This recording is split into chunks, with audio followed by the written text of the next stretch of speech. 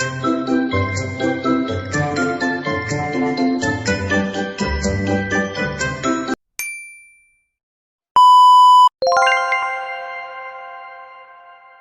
melanjutkan perjalanan tetapi tidak lagi menggunakan mobil. Kami menyusuri hutan dengan berjalan kaki.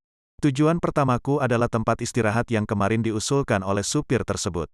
Setiba di lokasi, baru aku sadari memang lokasi tersebut disiapkan untuk pembantaian kami. Jaraknya memang tidak jauh, tetapi sangat menguras tenaga karena kami harus mendaki 2 gunung dan menuruni 3 jurang. Setapak demi setapak kami melangkah, bahkan harus merangkak ataupun dengan tali dan peralatan pendaki harus digunakan. Tidak terhitung berapa kali terjatuh, kami tetap bangun kembali sampai akhirnya tiba di lokasi yang kemarin ditunjukkan. Kami mengamati jejak yang ada di lokasi. Ternyata semalam musuh menyerang lokasi tersebut dan karena kami tidak di sana mereka menyerang sasaran kosong. Naluri komandan ternyata benar, kalau kita semalam menginap di sini kita sudah jadi mayat hari ini. Kata salah satu anggotaku. Tuhan yang menuntun jalan kita, saya hanya percaya kepada Dia. Makanya selalulah mendekatkan diri kepada Tuhan agar kita dituntun olehnya. Jawabku untuk memotivasi anggota agar tidak cuit nyalinya. Siap, komandan. Naluri itu tidak didapati dari pendidikan maupun latihan, apalagi dibeli. Kataku sambil berseloroh. Kami sering bercanda kalau di luar momentum kedinasan, karena aku ingin mereka menjadi bagian dalam hidupku bukan hanya sekedar anggota yang aku perintah, dan mereka pun akan lebih ikhlas menaati perintahku.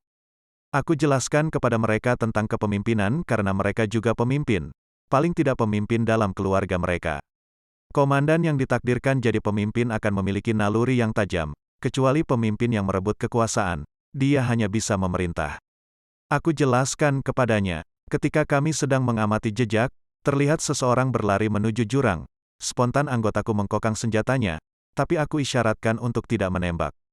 Kami tidak mengejarnya, aku perintahkan untuk tiarap dan berlindung.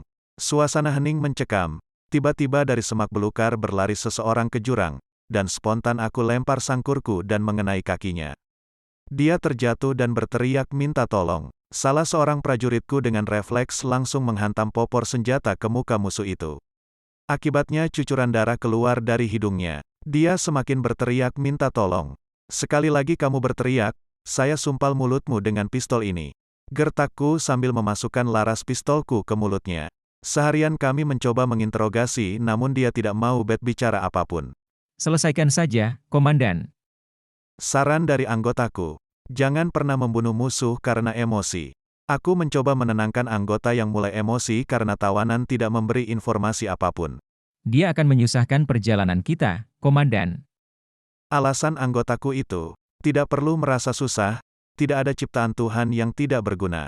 Anggotaku semakin bingung dan aku tidak perlu menjelaskan niatku. Hari pun sudah mulai senja, sebentar lagi akan gelap. Kita bermalam di sini, perintahku kepada anggota. Apa? Serentak anggotaku menjawab seolah tidak percaya atas perintahku. Iya, kita akan bermalam di sini. Aku mengulangi perintahku. Siap, mohon maaf komandan, apakah tidak salah? Lokasi ini sudah diketahui musuh, sama dengan kita bunuh diri kalau menginap di sini. Anggotaku mencoba merubah perintahku. Sebenarnya, pantang seorang komandan mengulangi perintah sampai 3 kali. Saya perintahkan kita menginap di sini. Dengan tegas dan lantang sambil membentak aku perintahkan mereka. Aku tahu, anggotaku tidak ada yang setuju dengan perintah itu. Tetapi karena aku adalah komandannya, dengan perasaan dongkol, mereka royal juga. Aku memanggil Baton dan meminta tawanan tidur dalam bivakku. Baton, letakkan tawanan dalam bivak saya. Izin Danton, apakah ini tidak gila? Inilah strategi, hadapi orang gila dengan kegilaan jangan dengan akal sehat. Kataku. Setelah gelap, perintahkan seluruh anggota untuk naik pohon, kepung bivak ini. Saya yakin nanti malam mereka akan kembali menyerang bivak ini. Aku jelaskan dengan detail. Jangan lupa, sebelum tidur, tawanan beri obat penenang biar dia tidur lelap. Kataku. Siap, komandan, dilaksanakan. Naluriku tidak salah, di tengah kami mendengar derap langkah yang cukup ramai. Aku beri instruksi untuk berdiam melalui radio yang tiap prajuritku miliki.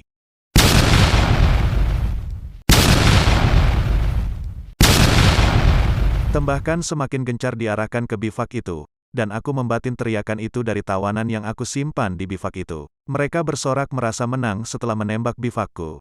Alangkah kagetnya mereka setelah melihat dalam bivakku hanya ada temannya yang terluka dan di saat itu kami pun menembaki mereka dari atas pepohonan. Mereka berlarian kocar-kacir, sebagian dari mereka tidak dapat melarikan diri.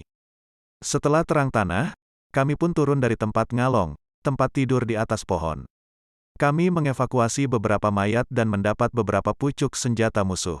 Aku melaporkan kepada komandanku untuk mengirimkan tim evakuasi dan sekalian aku meminta logistik tambahan karena dari awal hanya dibekali untuk 2 hari perjalanan. Pesta perdanamu berhasil, tapi ingat pesta belum usai. Kata komandanku kepadaku. Siap komandan, jawabku. Perjalanan hari ketiga jauh lebih berat dari sebelumnya. Yang paling berat ketika kami harus mendaki puncak ketinggian. Apalagi tidak semua anggotaku yang berusia muda. Sebagian dari mereka ada yang jauh lebih tua dari aku. Terutama mereka yang berpangkat kopral. Seorang kopral menghampiriku di saat beristirahat. Ada apa kopral? Saya sudah sering ikut perang, baru sekali ini saya alami perang dengan taktik yang aneh. Perang itu dinamis, kopral, jelasku. Kalau kita selalu gunakan strategi yang sama, tidak akan pernah menang dalam perang.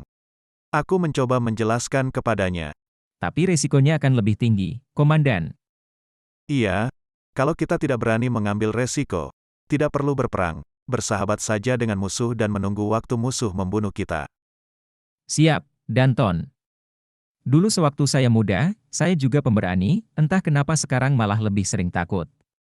Mungkin karena ingat anak istri ya, Tidak juga Danton. mungkin karena lupa kopral. Lupa apanya Danton? Lupa kalau sebenarnya dulu Bapak pernah gadaikan nyawa ke Ibu Pertiwi, maka beranggapan nyawa sekarang milik Bapak semata. Aku jelaskan kembali niat seseorang ketika akan mendaftar menjadi tentara yaitu mengorbankan jiwa raganya untuk Ibu Pertiwi. Jadi, jangan sia-siakan nyawa cadangan ini. Jelasku kepadanya. Sore hari kami baru tiba di puncak tertinggi. Kabut sudah mulai turun, pandangan mata sudah labur mungkin karena kelelahan sehingga sulit sekali melihat jarak jauh. Aku putuskan untuk beristirahat di atas puncak ketinggian itu. Kami tidur beralas tanah, tanpa alas apapun. Bukan sekali ini aku tidur seperti itu dan sudah terbiasa untuk melatih insting mendengar getaran tanah bila ada yang mendekat. Tidak ada masyarakat yang hidup di puncak ini. Jika ada gerakan manusia sudah pasti dia adalah musuh. Prajuritku terlatih dengan hal ini.